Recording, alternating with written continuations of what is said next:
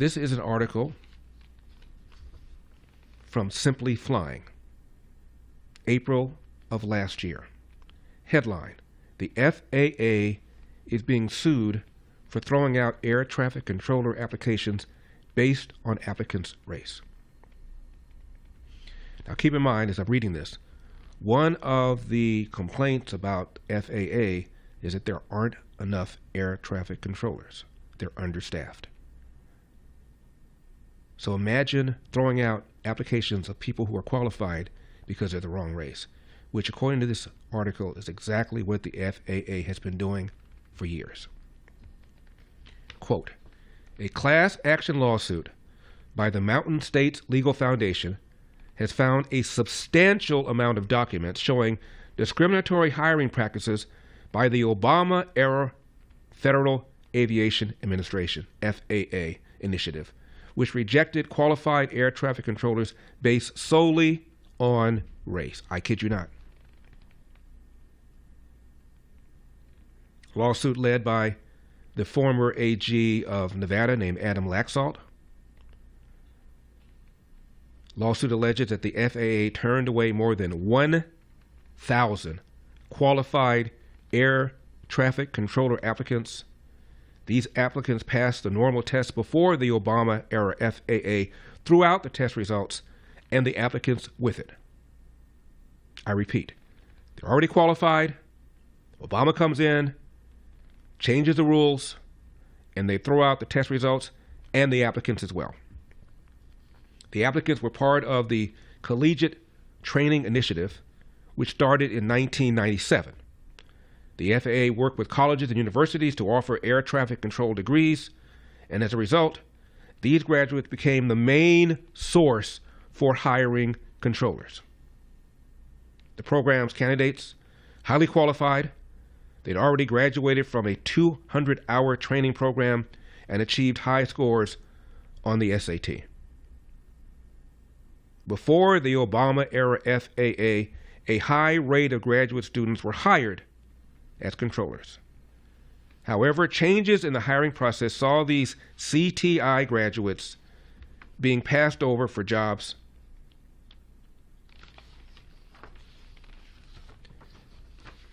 article says the FAA has been under pressure to diversify the overwhelmingly white workforce and began screening applicants using a biographical test. Only after passing this test were they then tested on their competency.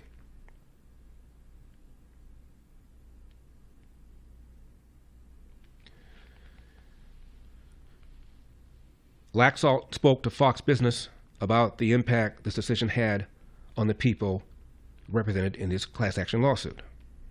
Quote, that's the group of citizens we represent. Their careers were derailed, their lives were upended.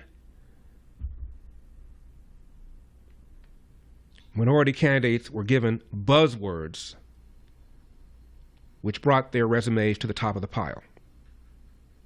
These groups were also given the answers to the biographical questionnaire, according to the lawsuit. According to the Washington Times, one of the questions asked of these applicants was, do you play any sports? So this was a class action lawsuit that was filed last year. This article that the pilot referred to by Jason Riley was June 2015, 10 years ago. Headline, affirmative action lands in the air traffic control tower. Subheadline, the Obama administration forces the FAA to move away from merit-based hiring criteria. Article talks about a 6-month investigation by Fox Business Network found the FAA was moving away from merit-based hiring to increase the number of women and minorities who staff airport control towers.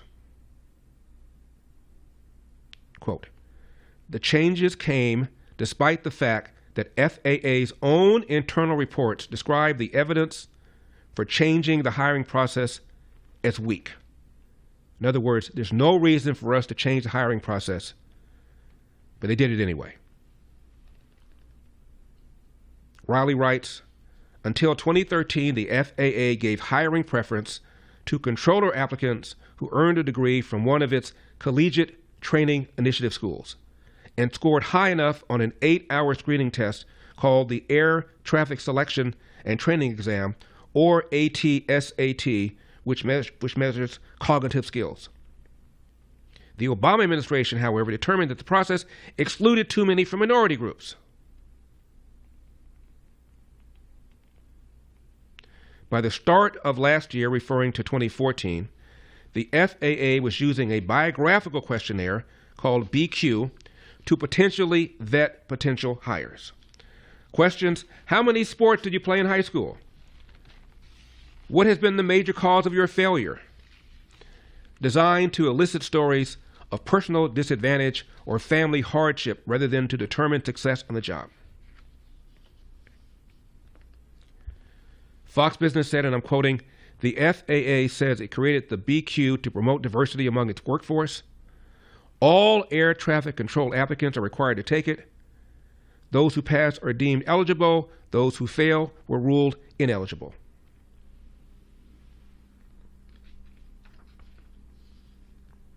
This is just madness.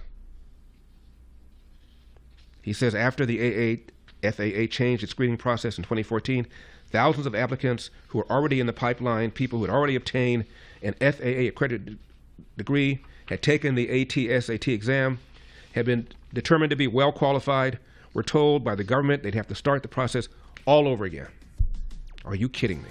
Thanks for watching these clips from The Larry Elder Show. If you enjoyed this content, be sure to subscribe to my channel and hit the bell icon so you never miss a moment. More thought-provoking discussions are just a click away, so stay tuned, and we'll see you in the next one.